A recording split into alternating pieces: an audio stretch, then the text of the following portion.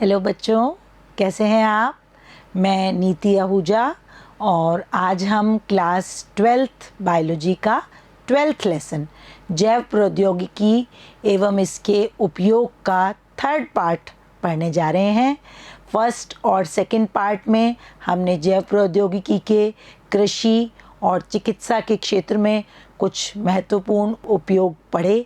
अब हम जैव प्रौद्योगिकी के अन्य उपयोग जिसमें ट्रांसजीनी जीव जंतु और कुछ जैव प्रौद्योगिकी के नैतिक मुद्दों पर इस भाग में चर्चा करेंगे। तो शुरू करते हैं बच्चों, हमारा पार्ट 3 परजीवी जंतु और नैतिक मुद्दे। परजीवी जंतु क्या हैं? मैंने आपको पिछले भाग में जेनेटिकली मॉडिफाइड ऑर्गेनिज्म बताए थे, जिनमें आनुवंशिक फेरबदल करके कुछ बाहरी जीनों का समावेश करके जेनेटिकली मॉडिफाइड प्लांट्स और जेनेटिकली मॉडिफाइड क्रॉप्स फसलें हमने प्राप्त की थी। ठीक उसी टेक्निक का प्रयोग करके यहाँ परजीवी जंतु भी बनाए गए हैं, जिनका चित्र ये परजीवी चूहे और परजीवी मछलियाँ आपको चित्र में दिखाई दे रही हैं। तो परजीवी जंतु किस तरीके से बनाए जाते हैं? आनुवंशिक पदार्थ में फेरबदल करके कोई अभिव्यक्त होने वाला बाह्य जीन प्रविष्ट करा दिया गया हो तो परजीवी जंतु या ट्रांसजेनिक एनिमल्स कहलाते हैं। ऐसे जंतु जिनमें आनुवंशिक फेरबदल करके कोई बाहरी जीन जो कि प्रकट होता है, कोई अभिव्यक्त होने वाला जिसका लक्षण दिखाई दे, ऐसा जीन प्रविष्ट करा दिया गया हो तो वो परजीवी जंतु कहलाता है। इस क्रिया हेतु ट्रांसफेक्शन विधि का प्रयोग किया जाता है। ट्रांसफेक्शन में क्या किया जाता है कि किसी जंतु की कोशिकाओं में या उसके भ्रूण में डीएनए खंड क्या है? जीन। डीएनए खंड को प्रवेश करा दिया जाता है या तो जंतु की कोशिकाओं में और या उसकी भ्रूणीय अवस्था में, उसके भ्रूण में इस डीएनए खंड को प्रवेशित करा दिया जाता है। प्रवेश कराया गया जो जीन है, जो कि आनुवंशिक अभियांत्रिकी द्वारा जीन स्थानांतरण के द्वारा इस जीव में या जंतु में प्रवेश कराया गया है, वो जीन कहलाता है पराजीन या ट्रांसजीन। पराया जीन्स, पराजीन मतलब किसी और का है, मतलब उस जंतु का अपना नहीं है, बाहर से उसमें डाला गया है, तो उसे पराजीन या ट्रांसजीन कहते हैं। और इस विधि से सबसे पहला जो ट्रांसजेनिक जंतु बना वो था ट्रांसजेनिक चूहा। और अब चूहे के अलावा बहुत सारे ट्रांसजेनिक जंतु बना लिए गए हैं, जिसमें सुअर, खरगोश, भेड़, गाय, ये सब मछलियाँ, ये सब भी उत्पन्न की जा चुकी हैं। तो ये कुछ पराजीनी जंतु हैं। अब क्यों ये पराजीनी जंतु मानव निर्मित कर रहा है? कुछ फ़ायदा होगा तभी कर रहा है। तो देखते हैं बच्चों, जंतुओं में जीन स्थानांतरण का क्या उद्देश्य है। जीन स्थानांतरण से पराजीवी जंतु बन रहे हैं। अब इन जंतुओं को बनाने का हमारा क्या पर्पस है, क्या मोटिव है, क्या उद्देश्य है? तो सबसे पहला है आनुवंशिक रोगों के उपचार में। जो ऐसे रोग हैं जो कि आनुवंशिक हैं, एक पीढ़ी से दूसरी पीढ़ी में आते हैं और जल्दी से उनका इलाज नहीं होता, उनके उपचार का अध्ययन पहले इन पराजीवों में किया जाता है। दूसरा है जंतुओं में पराजीन द्वारा प्रोटीन उत्पादन में वृद्धि। प्रोटीन हमें किस जंतु से मिलती है बच्चों? जंतु प्रोटीन का सबसे अच्छा स्रोत है मछली, जो कि हमारे देश के नहीं विश्व के बहुत से भाग में भोज्य पदार्थ के रूप में प्रयोग में ली जाती है। तो ऐसी मछलियों का उत्पादन जिसमें प्रोटीन की मात्रा ज़्यादा हो, प्रोटीन की उत्तम मात्रा हो और ज़्यादा मात्रा हो, इसका भी पराजीन द्वारा प्रयोग करके बनाया जा सकता है। जंतुओं द्वारा दूध, मांस और ऊन उत्पादन में वृद्धि। हमें गाय, भैंस, बकरी, इनसे क्या प्राप्त होता है? दूध। तो ऐसा जीन का समावेश किया जाए ताकि वो जो दुधारू पशु है वो ज़्यादा मात्रा में दूध दे। एक तो ये फायदा हो गया। दूसरा मांस, मुर्गी का मांस खाया जाता है, बकरे का मांस खाया जाता है। तो जो भी पशु मांस के लिए उपयोग में लाए जाते हैं उनमें ऐसे जीन का प्रवेश कराया जाए।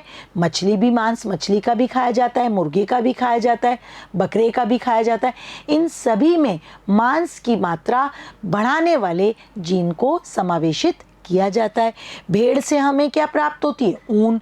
तो भेड़ की में ऐसे जीन का समावेश किया जाता है पराजीनी भेड़ बनाने के लिए कि उसमें ऊन की मात्रा ज़्यादा हो। मानव अपना फ़ायदा सोचता है तो दूध, मांस और ऊन उत्पादन में वृद्धि के उद्देश्य से भी ट्रांसजेनिक जंतु बनाए जाते हैं। अगला है जीन विशेष को निष्क्रिय करने में। निष्क्रिय करेंगे हम कौन से जीन को? जो अनुपयोगी है, जो कोई रोग वाला जीन है या जिससे कोई अवांछित लक्षण प्रकट होते हैं। तो ऐसे जीन विशेष को निष्क्रिय करने के लिए भी इन पराजीवी जंतुओं को काम में लिया जाता है। जीनों की संरचना और कार्यों के अध्ययन के हेतु कौन सा जीन क्या कार्य करता है, उसकी बनावट कैसी है, इसका पता भी जीन स्थानांतरण से इन ट्रांसजेनिक जंतुओं में किया जाता है। तो ये कुछ प्रमुख उद्देश्य हैं जिनके कारण हम ट्रांसजेनिक जंतुओं को उत्पन्न करते हैं। किस प्रक्रिया से? जीन स्थानांतरण के उद्देश्य से। तो आगे देखते हैं बच्चों, ट्रांसजेनिक जंतुओं के प्रमुख उपयोग। अब कौन से जंतु किस उपयोग के लिए काम में आ रहे हैं ये हम आगे देखेंगे। तो सबसे पहला जो उपयोग है वो सामान्य कार्यकी और विकास पर क्या प्रभाव पड़ता है किसी पर्टिकुलर जीन का, इसको देखने के लिए ट्रांसजेनिक जंतुओं का निर्माण किया जाता है।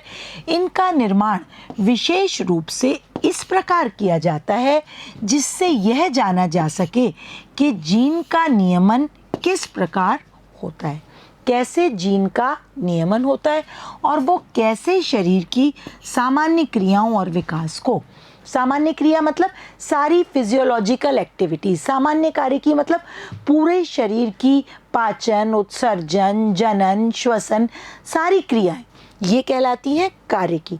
शरीर की सामान्य क्रियाएं हैं ये। और उसका विकास मतलब कोई जंतु या कोई कोशिका का विकास से मतलब है वृद्धि। विकास कैसे होता है और जीन उसको कैसे कंट्रोल करता है ये इसके द्वारा देखा जाता है। तो एक उदाहरण हम इसके लिए देखते हैं कि एक वृद्धि हार्मोन है जो कैसा होता है? इंसुलिन सदृश। जैसा इंसुलिन है एक प्रोटीन पेप्टाइड श्रृंखला से बनता है, वैसा ही एक वृद्धि कारक है। एक वृद्धि कारक है जो कि उस वृद्धि कारक का एक जीन है जो क्या किया जाता है, या तो भ्रूण की वृद्धि की अवस्था में या पश्च जन्म अवस्था में वृद्धि को बढ़ाते हैं। तो इस जीन को पहले पराजीवी जंतु में टेस्ट किया जाता है कि कैसे ये वृद्धि कारक भ्रूण की वृद्धि को या बच्चे की वृद्धि को बढ़ाता है, एनहांस करता है। इस कार्य हेतु अन्य प्रजातियों के जीन का मतलब मानव में वृद्धि करनी है या मानव में विकास देखना है तो किसी अन्य प्रजाति के जीन का प्रयोग ट्रांसजीन के रूप में किया जाता है। ट्रांसजीन के रूप में किसका प्रयोग? किसी अन्य प्रजाति का प्रयोग किया जाता है जिससे कि वृद्धि अच्छी हो। प्रयोग व इससे उत्पन्न कार्यकीय प्रभावों का अध्ययन। अब सीधे ये कार्य मानव में नहीं किया जाता। मानव में सीधे उस वृद्धि कारक को नहीं डाला जाएगा, पहले परजीवी जंतु में डालकर और उस जंतु पर उसके कार्यकीय और उसके अन्य क्या प्रभाव हैं, इनका विकास में क्या प्रभाव है, इनका अध्ययन पहले पराजीवी जंतुओं पर किया जाता है। और जब वो परीक्षण द्वारा सही दिखाई देता है तब उसको मानव में उस जीन को डाला जाता है। अगला देखते हैं बच्चों, दूसरा है रोगों का अध्ययन करने में। कई ऐसे रोग हैं जो मानव में होते हैं लेकिन मानव के शरीर में छेड़छाड़ करके उनके जीन्स को निकाल करके या उनकी कार्य की उस रोग का कैसे वो रोग के रोगाणु अंदर कार्य कर रहे हैं इसका पता लगाने के लिए भी परजीवी जंतुओं को प्रयोग में लिया जाता है। परजीवी जंतु इस प्रकार निर्मित किए जाते हैं कि रोग के विकास में जीन की भूमिका का पता लगता है। कौन सा रोग किस जीन से होता है ये पहले परजीवी जंतु में देखा जाता है। परजीवी जंतु में उस जीन की पहचान की जाती है जो उस रोग को उत्पन्न करता है। यह विभिन्न मानव रोगों के नमूने के रूप में प्रयोग किए जाते हैं। अब कोई भी रोग है, जैसे मानव में होने वाला रोग है, तो मानव में उसका अध्ययन करने से पहले परजीवी जंतु में उसका अध्ययन किया जाता है ताकि रोग के उपचार का पता लगाए। अब मानव के शरीर से छेड़छाड़ करने से पूर्व ये सारा कार्य, इस रोग का क्या लक्षण है, कैसे ये फैल रहा है, कैसे इसका हम उपचार कर सकते हैं, ये सब काम नमूने के रूप में पहले परजीवी जंतु में किया जाता है। वर्तमान में बहुत सारे ऐसे रोग हैं जैसे cancer, cystic fibrosis, Alzheimer, rheumatoid arthritis, इसके परजीवी नमूने उपलब्ध हैं। परजीवी जंतुओं में इन रोगों की पहले पहचान और इन रोगों का पूरा उपचार कैसे किया जाए, इसका पहले परजीवी जंतुओं में अध्ययन किया जाता है। अगला है जैविक उत्पाद। जैविक उत्पाद से क्या मतलब है? कुछ ऐसे उत्पाद, कुछ ऐसी औषधियाँ, कुछ ऐसे एंजाइम्स जो कि मानव के उपचार के लिए उपयोगी हैं, किसी भी रोग के उपचार के लिए उपयोगी हैं, वो इन उत्पादों को परजीवी जंतुओं के द्वारा बनाया जा सकता है। मानव रोग के उपचार की औषधियाँ किससे बनती हैं? जैविक उत्पाद से। परजीवी जंतु जो उपयोगी जैविक उत्पाद का निर्माण करते हैं उनमें डीएनए के खंड को प्रवेश कराते हैं। तो इसके लिए, उपचार के लिए जो जैविक उत्पाद का निर्माण होता है उनमें डीएनए के खंड को प्रवेश कराते हैं इन ट्रांसजीनी जंतुओं में। जैसे मानव में एक प्रोटीन है अल्फा एंटीट्रिप्सिन, इसका उपयोग एम्फीसीमा रोग के उपचार में किया जाता है।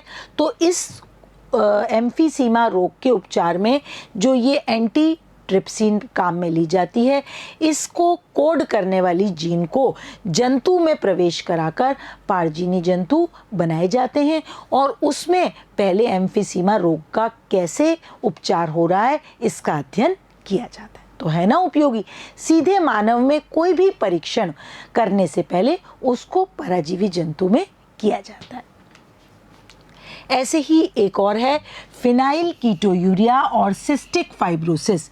इसका उपचार भी कैसे करें, इसके उपचार हेतु भी परजीवी जंतु बनाए गए हैं। उन जंतुओं में पहले उपचार के लिए क्या जीन का समावेश करें, कौन सा जैव उत्पाद काम में लें, इसका पहले इन जंतुओं में, परजीवी जंतुओं में अध्ययन किया जाता है।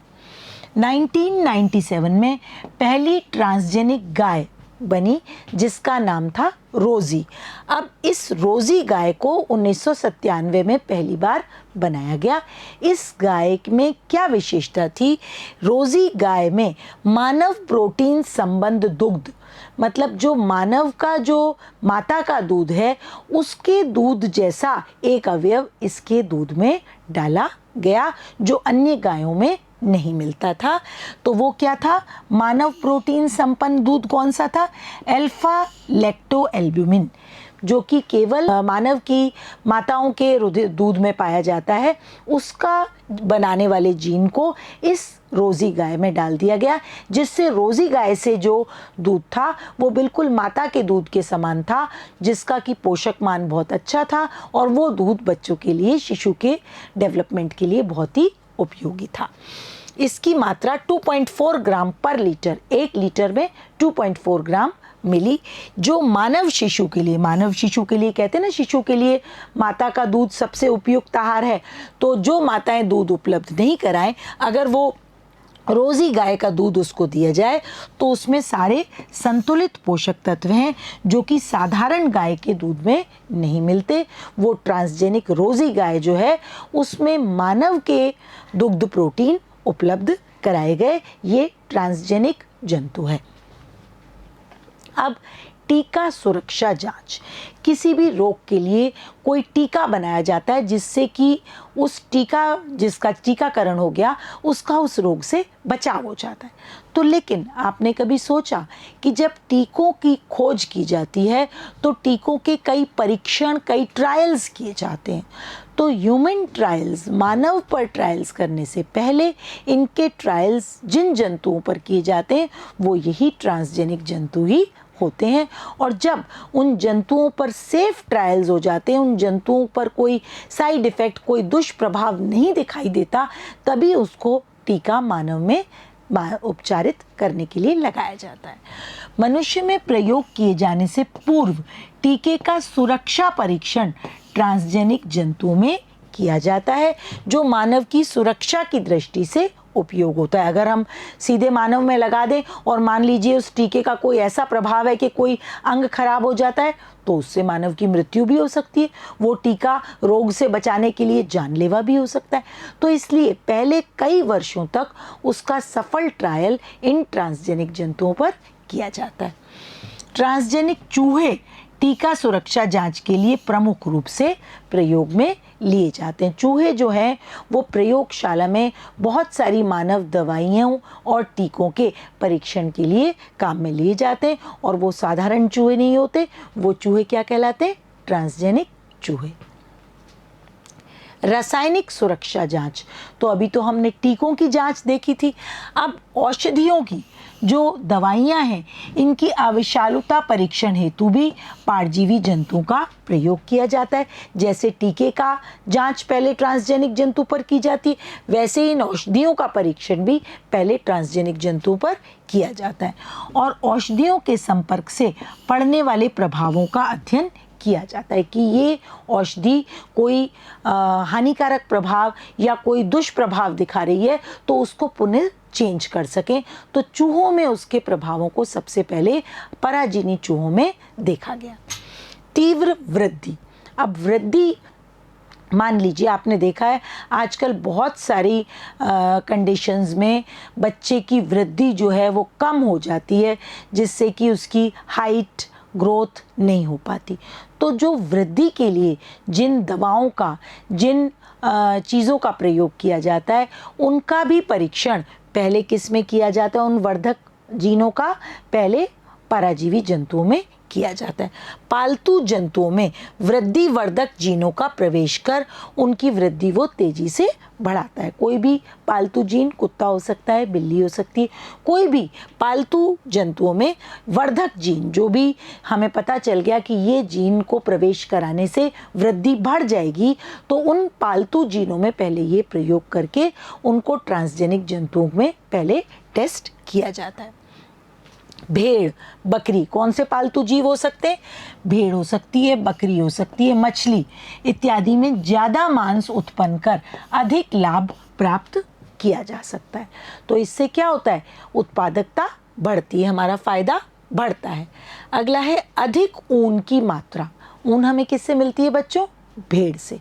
तो हम क्या चाहते हैं? हमें ऐसी भेड़ प्राप्त हो जिससे ऊन की मात्रा ज़्यादा मिल सके।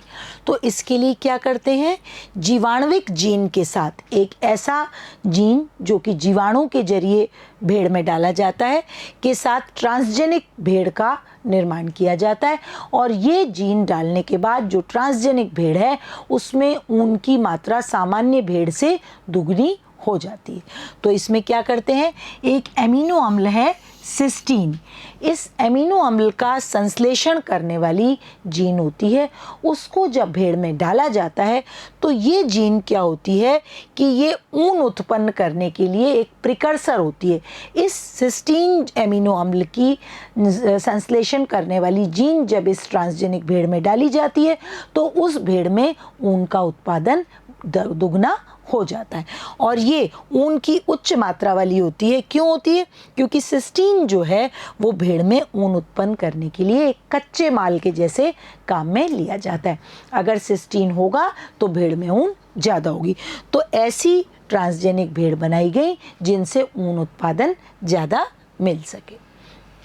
अब एक नई अनुसंधान, इसके अलावा आजकल कुछ अंग प्रत्यारोपण अपन ने प्रतिरक्षी तंत्र में पढ़ा है कि कोई अगर मानव का अंग विकृत हो जाता है, खराब हो जाता है, काम करना बंद कर देता है, तो उसको दूसरे अंग से, दूसरे मानव के अंग से प्रतिस्थापित कर दिया जाता है। लेकिन इस अंग प्रतिस्थापन के लिए मानव का अंग चाहिए होगा, तो उसके लिए तो कब मिलेगा वो? जब वो उस मानव की मृत्यु हो, तभी वो मिलेगा। कोई भी सजीव जल्दी से अपना अंग किसी दूसरे को नहीं देता। तो आपने लिखा हुआ देखा है ना, अंगदान महादान। तो कौन सा अंग का दान आपने देखा है? मृत्यु के बाद नेत्रदान। इसके अलावा आजकल और भी कई अंग हैं जो कि जीवित अवस्था में भी मानव दे सकता है, जैसे किडनीज। लेकिन इसके लिए मानव को जो देगा, उसके पास जब एक दे देगा, एक किडनी रह जाएगी, तो उसका भी जीवन खतरे में हो सकता है। तो इसके लिए एक नया अनुसंधान किया और ट्रांसजेनिक सूअर तैयार किए गए, जो कि मानव जीन रखने वाला ट्रांसजेनिक सूअर मानव एंटीजन रखते हैं।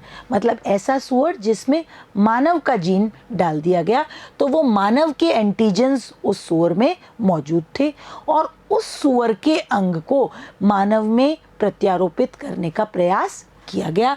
तो ऐसा देखा गया कि इसके अंग मानव में प्रत्यारोपित करने पर कोई अभिक्रिया नहीं उत्पन्न करते, क्योंकि उसमें मानव के एंटीजन वाला जीन मौजूद है। यह अंग प्रत्यारोपण मानव अंगों की आवश्यकता को दूर कर सकता है। मतलब कोई अपने मरने के बाद ही अंग दान करेगा, लेकिन इस आवश्यकता को, मानव अंगों की अगर कोई खराबी है, तो उस आवश्यकता को इस तरह का ट्रांसजेनिक सूअर बनाया गया जिसमें मानव का एंटीजन मौजूद था, और उस सूअर के अंगों को जब मानव में प्रत्यारोपित किया गया, तो मानव का उस पर, मानव के उसके अगेंस्ट कोई एंटीबॉडीज नहीं बनी। कौन से मानव अंग इस सूअर के द्वारा प्रतिस्थापित दे गए? अग्नाशय, वृक्क और यकृत। ये ट्रांसजेनिक सूअर एक लेटेस्ट अनुसंधान है, एक नई खोज है, जिसके द्वारा अंग प्रत्यारोपण के क्षेत्र में बहुत सफलता मिली है हमारे चिकित्सकों और वैज्ञानिकों को। अब कुछ नैतिक मुद्दे, नैतिकता की बात करें कि हम ये आनुवंशिक फेरबदल कर तो रहे हैं, लेकिन क्या ये नैतिक है? इससे कोई हानि तो नहीं? तो ये नैतिक मुद्दे हम यहाँ पे डिस्कस करेंगे। तो मनुष्य की सभी क्रियाकलापों से अन्य जीवधारियों को, मान लीजिए हमने ऐसा ट्रांसजेनिक सूअर, जो नई अनुसंधान है, वो मानव का जीन डालकर बना लिया, तो उससे ये सूअर तो डेवलप हो गया जो कि मानव के लिए तो लाभकारी है, लेकिन किसी दूसरे जीव के लिए वो हानिकारक भी हो सकता है। पर्यावरण के लिए भी कुछ जीव ऐसे ट्रांसजेनिक हैं जो हानि उत्पन्न कर सकते हैं। अतः मानव द्वारा जीवों में किया जा रहा आनुवंशिक फेरबदल इसी तरह जारी नहीं रह सकता। मानव तो किसी भी जानवर में किसी का भी जीन डाल देगा, तो ये तो एक प्रकृति के साथ खिलवाड़ जैसा हो गया। तो हम अपनी उपयोग के लिए, अपनी आवश्यकता के लिए दूसरे जीवों में आनुवंशिक फेरबदल कर रहे हैं, तो हम एक तरह से प्राकृतिक चीज़ों को छेड़ रहे हैं।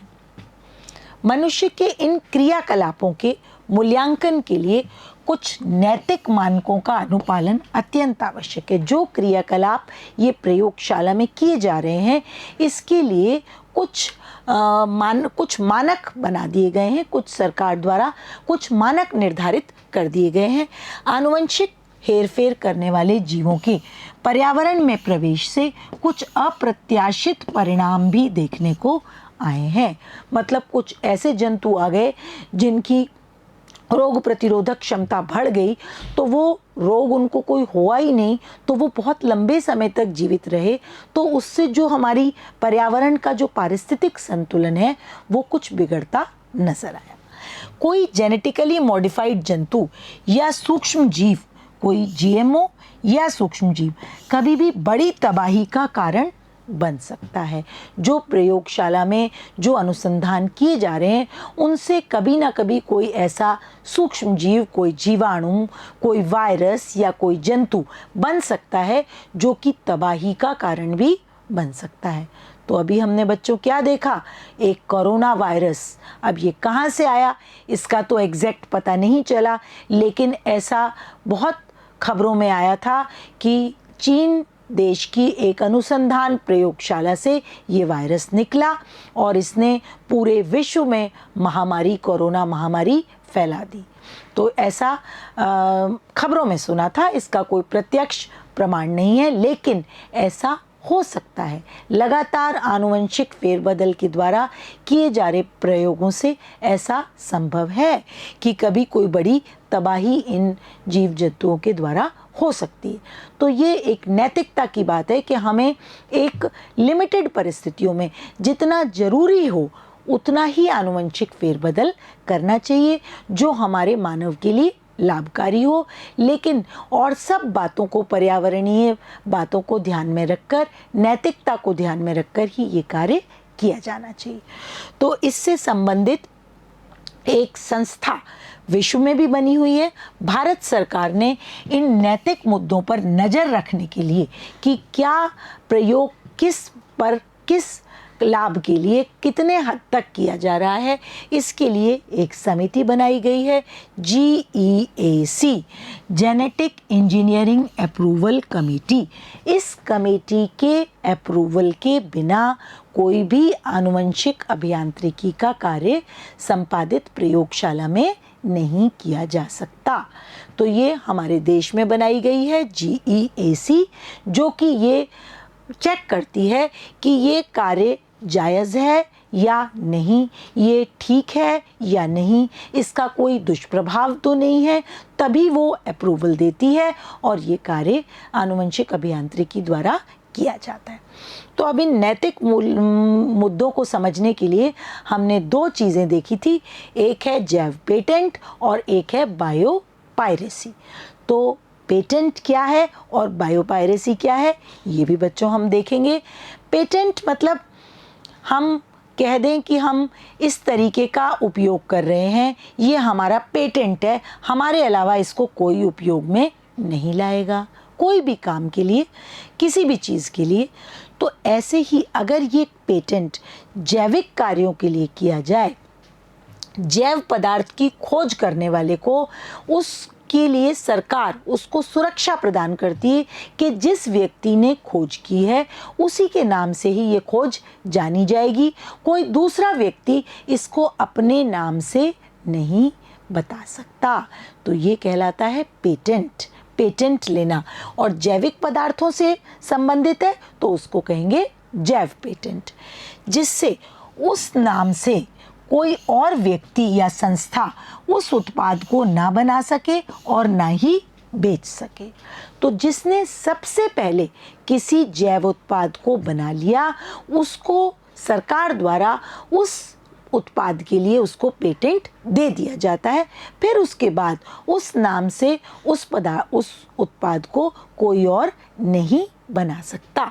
उसे ऐसा करने के लिए पेटेंट प्राप्त करने वाले व्यक्ति को अगर बाद में फिर कभी ऐसा करना है तो पेटेंट प्राप्त करने वाले व्यक्ति या संस्था से अनुमति लेनी होगी तथा उसकी कीमत देनी होगी। जिसने पेटेंट लिया है उस जैव पदार्थ पर उसी का ही अधिकार है, उसके नाम का या उस पदार्थ का उपयोग करने के लिए उसको जिस व्यक्ति ने या जिस संस्था ने पेटेंट लिया है उससे परमिशन लेनी होगी या उसको कोई उसका मूल्य चुकाना होगा। कुछ विदेशी कंपनियां, हमारे भारत में तो हमने बना दिया ऐसा कि एक संस्था है जो अप्रूवल देगी, लेकिन कुछ विदेशी कंपनियां उन आनुवंशिक पदार्थों, पौधों आदि के उत्पाद व तकनीक के भी पेटेंट प्राप्त कर लेती हैं जो पूर्व में ही विकसित और उपयोग में की जा रही हैं। अब विदेशी लोग हमारे से ज़्यादा चालाकी करते हैं, स्मार्टनेस दिखाते हैं और कुछ ऐसे उत्पादों का भी जो पहले से काम में आ रहे हैं उसका भी पेटेंट ले लेते हैं। तो ये क्या है, नैतिकता के विरुद्ध बात है। मतलब जो चीज़ पहले से काम में आ रही है उसको आपने नई तरीके से कैसे पेटेंट ले सकते हैं, उसको तो पूर्व में ही हो सकता है व्यक्ति ने खोज की हो लेकिन पेटेंट ना लिया हो। तो इसका एक उदाहरण हम अपने देश में देख सकते हैं। आप सभी जानते हैं हमारे देश में चावल बहुत होता है और देश के एक बड़े भाग में चावल एक परमानेंट आहार के रूप में खाया जाता है, भोज्य पदार्थ के रूप में खाया जाता है। और हमारे देश में चावल की 2 लाख किस्में पाई जाती हैं। सबसे ज़्यादा चावल की किस्में भारत देश में मिलती हैं और इसमें से बासमती चावल आपने नाम सुना है। बासमती चावल अपने स्वाद और सुगंध दोनों के लिए बहुत ही फेमस चावल है और बासमती इटसेल्फ बासमती चावल की ही 27 किस्में, बासमती की 27 किस्में भारत में मिलती हैं। परंतु एक अमेरिकन कंपनी ने 1977 में बासमती चावल का पेटेंट और ट्रेडमार्क अपने लिए ले लिया। अमेरिकी कंपनी ने क्या किया, अब बासमती चावल तो कईयों साल से हमारे पुराने जो ग्रंथ हैं उनमें बासमती चावल का, भारतीय बासमती चावल का उल्लेख मिलता है। लेकिन 1977 में इस अमेरिकन कंपनी ने बासमती चावल का पेटेंट और ट्रेडमार्क कैसे ले लिया, अपने नाम से ले लिया और उस पर एकाधिकार प्राप्त कर लिया। अब ये तो पहले से ही भारत में, जबकि बासमती चावल की किस्में भारतीय किसानों के द्वारा ही विकसित की गई थी और कई वर्षों से भारत में बासमती चावल काम में लिया जा रहा था। लेकिन अमेरिकन कंपनी ने ऐसा एकाधिकार ले लिया जो कि गलत है। अब ये अमेरिकन पेटेंट कंपनी थी इसलिए भारतीय कंपनी उस पर इतना वो नहीं कर पाई। अब जो भारतीय बासमती चावल है वो उस अमेरिकन कंपनी के पेटेंट के नाम से बिक रहा है तो गलत, लेकिन अब ये कर लिया, आप विदेशी हैं कर सकते हैं। जामुन, करेला और बैंगन, आप जानते हैं कि जामुन, करेला और बैंगन का प्रयोग, इन तीनों का प्रयोग मधुमेह रोग के नियंत्रण में भारत में बहुत वर्षों से किया जा रहा है। किस किस चीज़ का, जामुन का, करेले का और बैंगन का। और इसका प्रमाण भी वेल्थ ऑफ इंडिया नामक एक पुस्तक है जिसमें इसका मधुमेह नियंत्रण के, इन तीनों फलों के मधुमेह नियंत्रण गुणों का बिल्कुल वर्णन भी इसमें किया गया है। एक विदेशी मल्टीनेशनल कंपनी ने जामुन, करेला और बैंगन के मधुमेह नियंत्रण पर अपना पेटेंट ले लिया, जबकि भारत में पहले से ही ये ज्ञात था। किसी चुराई हुई जानकारी को पेटेंट देना, तो ये चोरी हुई कि पहले से आपको पता चल गया, भारत में तो ये काम में ले रहा है, आपने कहीं पढ़ लिया, लेकिन भारत में पेटेंट के लिए इतनी जागरूकता नहीं थी तो भारतीयों ने उसका पेटेंट नहीं लिया। तो इस कंपनी ने ऐसा पेटेंट लेकर इस उपचार की पद्धति को चुरा लिया। ये नियम विरुद्ध है, ये चोरी मानी जाती है और ये किसके अंतर्गत आती है, बायो पायरेसी, क्योंकि ये पायरेसी जो है ये बायोटिक प्रोडक्ट्स के लिए की गई है, इसलिए इसको बायो पायरेसी कहते हैं। भारत की बहुत सारी वस्तुएं हैं, जैसे भारत में बहुत जैव विविधता पाई जाती है, जैसे हल्दी है, नीम है, भारतीय हल्दी भी बहुत मशहूर है और भारतीय हल्दी के लिए भी ऐसा हो चुका है कि किसी विदेशी कंपनी ने इसका पेटेंट लिया और भारत सरकार ने बिल्कुल उसको रद्द करवाया कि ये हल्दी पूरी तरह भारतीय है। नीम है, नीम भी भारतीय पौधा है। आंवला, हरड़, बहेड़ा, अमलतास आदि के पेटेंट जो कि भारत में उगने वाले हैं, भारत की संपत्ति है, उनका पेटेंट कई विदेशी प्राप्त कर रहे हैं। भारत सरकार और कई संस्थाओं ने, सरकार ने और कई संस्थाओं ने इस पेटेंट के खिलाफ आवाज़ उठाई, इसलिए भारत सरकार ने हल्दी के पेटेंट को रद्द भी करवा दिया कि ये भारतीय हल्दी है। भारत में जैव विविधता बहुत है, अतः बायोपायरेसी सर्वाधिक होती है। भारत की चीज़ों को विदेशी लोग या विदेशी संस्थाएं अपने नाम से पेटेंट कर रजिस्टर करवा देती हैं। भारतीयों को ध्यान देना होगा कि हमारे उत्पादों को विदेशी पेटेंट ना कराएं, अवेयर होना पड़ेगा। इसीलिए ये चीज़ हम यहाँ पढ़ रहे हैं कि हम अपनी भारतीय चीज़ों की पहचान करें और अगर कोई विदेशी इसका पेटेंट ले रहा है तो इसके विरुद्ध आवाज़ उठाएं। अब है बायोपायरेसी, तो यही काम, यही जो पेटेंट के लेने के बाद भी जो पहले से ही उपयोग में आ रहे हैं, जो लोग उसका पुनः प्रयोग करते हैं, यही कहलाती है बायोपायरेसी। किसी देश के जैविक संसाधनों का, तो ये बायो मतलब जैविक संसाधनों का, उससे संबंधित व्यक्ति या संस्था के बिना अधिकृत किए हुए, अगर वो हमारा भारतीय कोई प्रजाति है उसकी, या किसी संस्था ने उसका पेटेंट ले रखा है, तो उसका बिना अधिकृत किए हुए उसको उपयोग में लाना अथवा चोरी बायोपायरेसी कहलाती है। बिना पेटेंट वाले की अनुमति के उसको प्रयोग में लाना बायोपायरेसी कहलाती है। इन जैविक संसाधनों में क्या क्या चीज़ें हो सकती हैं? कृषि योग्य पादप, फसली पादप हो सकते हैं, मृदा के सूक्ष्म जीव हो सकते हैं, कुछ जंतु हो सकते हैं, कुछ आनुवंशिक पदार्थ हो सकते हैं, या जैव अणु हो सकते हैं। जैसे इंसुलिन जैव अणु है, और भी कई वृद्धिकारक पदार्थ हैं। ये सब जैविक संसाधन में प्लांट्स भी हो सकते हैं, सूक्ष्म जीव भी हो सकते हैं, एनिमल्स भी हो सकते हैं, आनुवंशिक पदार्थ भी हो सकते हैं, और जैव अणु भी हो सकते हैं। तो बिना अनुमति के इनका, जिसने पेटेंट लिया है उसकी बिना अनुमति के इनका प्रयोग बायोपायरेसी कहलाता है। कई मल्टीनेशनल कंपनियां हैं, किसी देश के जैविक संसाधनों का बिना अधिकृत हुए या बिना भुगतान के प्रयोग करती हैं, तो ये कहलाता है बायोपायरेसी। तो बहुत सारी बड़ी बड़ी मल्टीनेशनल कंपनियां ऐसा कर रही हैं जो नैतिकता के विरुद्ध है। अनेक देश अपने जैव संसाधनों तथा परंपरागत ज्ञान के अनाधिकृत दोहन को रोकने हेतु कानून बना रहे हैं। बहुत सारे देश बना रहे हैं, और हमारे देश में भी इस तरह के कानून बन रहे हैं कि हमारी चीज़ों को अनाधिकृत कोई भी विदेशी लोग उसका पेटेंट नहीं ले।